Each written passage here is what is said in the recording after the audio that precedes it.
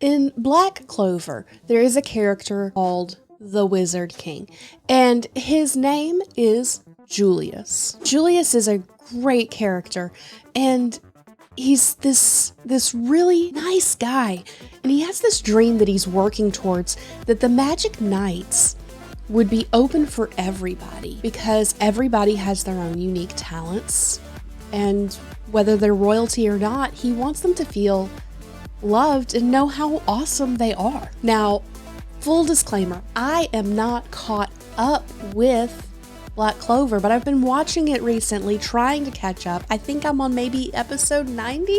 There's 170. I got a ways to go. But the episode that I was watching, we actually see Julius die. And he's talking about how he has been striving for this thing within the Magic Knights. He's been striving to make it a better place.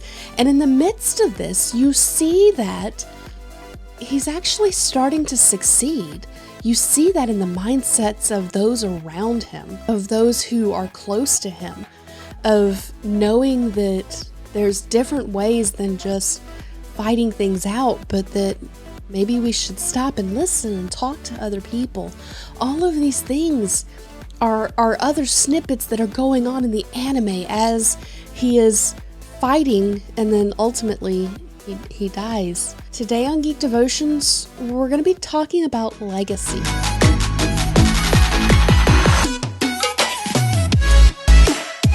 Hello and welcome to Geek Devotions, the show from devoted geeks who are devoted to letting people know that you are loved. I'm Celeste, and we are so glad that you have hit play today. Do us a favor, hit that like button, hit the subscribe button. Check us out on all the things. We're on all the platforms. We do all the podcasting stuff, all the stuff. But let's get into the devotion. Like I said, Julius has left an incredible legacy in the people, in setting up how things need to happen.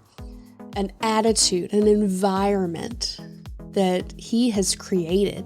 He's still fighting the struggles, and he's working hard to do things, but ultimately, you can see the beginnings of things. Now, because he's died, he's not going to get to see the end result. And this really made me think about a particular verse in Galatians. It's Galatians 6:9, and it says, "Let us not become weary of doing good, for at the proper time we will reap the harvest if we do not give up."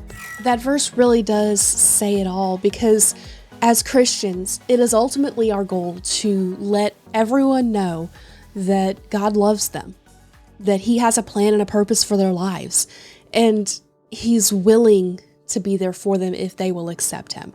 That is the Great Commission boiled down into Celestes. But at the same time, not everybody that we see, that we talk to, are we going to know the impact that we've had.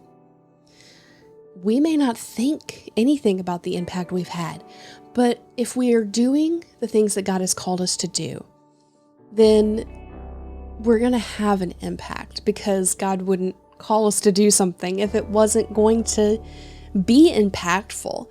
It is this thing, and sometimes it can be so discouraging to not see the fruit of your work. But like Galatians said, we don't need to grow weary of doing good, of doing the things that we know God has called us to do, because in its time, it will come into fruition. It will happen. It will be reaped.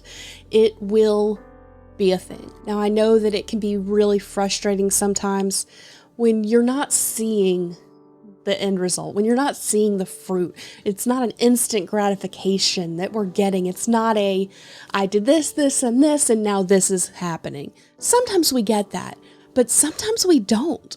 Sometimes you have to be in it for the long haul, and that can be tiring, which is why Paul is telling the Galatians to not grow weary. So that is my encouragement for you this week. Don't grow weary. And by weary, I don't mean tired. Obviously, rest. Take care of yourself. Breaks. But don't grow disenchanted with what God has called you to do. because you're not seeing the instant results, because you don't know the depth of what you're doing.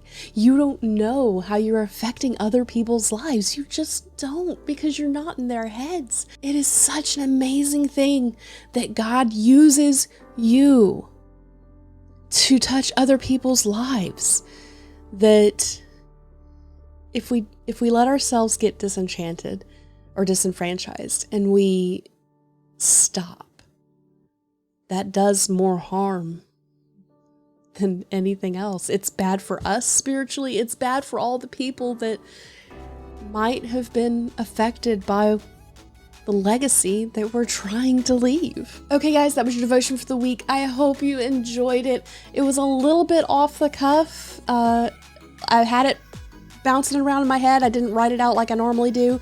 So patrons, sorry you didn't get notes this week. Side note, if you want to be a patron, you can join all these awesome people. That should be here, or maybe they're here. They're somewhere on the side. I don't know which side they're on. They're there. They're really cool people. We like them. So don't forget to check us out on all of the socials, as well as check out all of our amazing podcasts, which you can find on the website. Okay, guys, it is now time for the question of the week.